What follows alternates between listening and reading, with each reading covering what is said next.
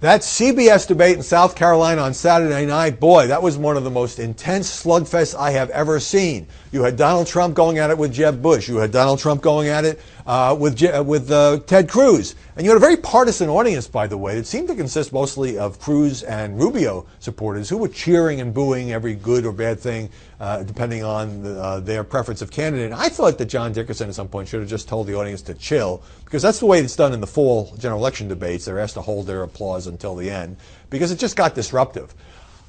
A lot of people have commented on whether Trump did well, whether Trump did badly, whether he was too angry, why did he go after George W. Bush, and a lot of people, including we did a segment on Fox with Trish Regan, talked about whether Dickerson, a lifetime print guy who recently went to CBS as the host of Face the Nation, whether or not he lost control, whether or not he let the Cruz and Trump dust up and the Jeb and Trump dust up go on too long, whether he should have, moved on to the next question. I thought, why not let these guys debate? And he came close to losing control, but I didn't think that he did. Okay, got an email from LSS Rep who had a different view. I still believe that the media in this case, John Dickerson, was gunning for Trump and wanted a bloodbath, which he got. Major Garrett, the other CBS correspondent, and the other anchor were more fair and, quote, normal.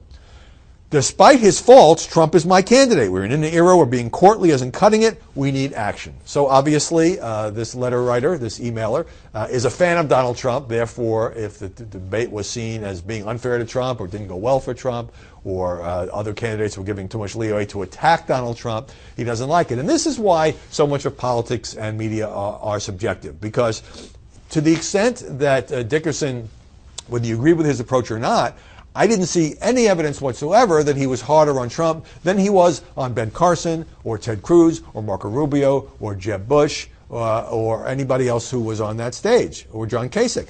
I think that he asked well-researched questions. Now, there were a couple to Trump where Dickerson and his CBS team had dug up things that were new, and that made for an informative and illuminative debate. For example, I didn't know that Trump had said in a CNN interview in 2008 that talked about Nancy Pelosi and whether or not George W. Bush should be impeached over the Iraq War, and he spoke of that sympathetically, and then Trump used that to pivot to the Iraq War and what a mistake it had been, and accused George Bush's administration of lying about weapons of mass destruction. And that's when he really got into it with Jeb, who said he should stop insulting his family and that his brother had kept the country safe, and then, of course, Trump came back with 9/11. My point is, if you like a candidate, you often think that the anchors or debate moderators are being unfair. If you don't like a candidate, then you're happy to see very aggressive questioning. I thought Dickerson did a pretty good job.